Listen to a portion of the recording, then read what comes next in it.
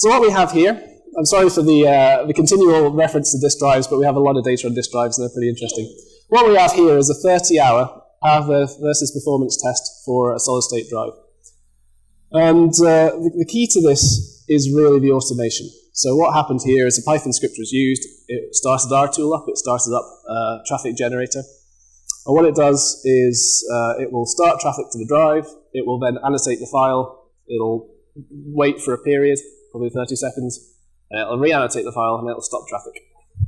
And what that allows us to do is to take a whole bunch of measurements very quickly. So there are 233 workloads in here, different block sizes, different read-write performances, different dimensions.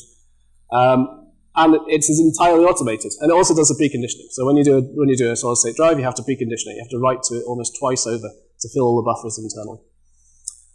So this, for one person to do, would be problematic. It would take a week probably by the time you messed around, setting up every one of these cases, taking the measurements, and it's prone to error as well. One of the things I realized in the test cases that at the very start of this journey was that humans make mistakes, right? And if you have a script that says, go and pull this drive, go and plug this connector, go and turn that switch, then A, someone has to be there to do it, and B, they have to, they might not be bumping off for coffee, might be doing something else, they get distracted, they might flick the wrong switch. So if we can automate everything about a test, it makes it that much more effective.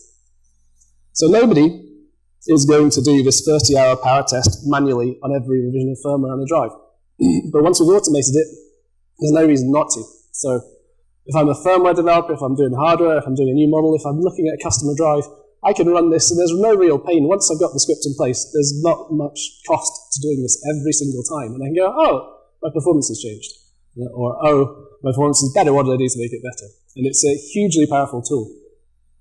And the other thing that we do, and we can do it here, is we don't just have our own data. What we do is we get customer data as well. So we take the power data, but we also have performance data in there. That purple line is performance data, which has been put back into the trace. So we take a whole bunch of data, and then we say, okay, at this time, I know that my write performance was so many megabytes per second, put it back into the trace. And now I have this lovely graphical repository of test data, which is very easy to get to.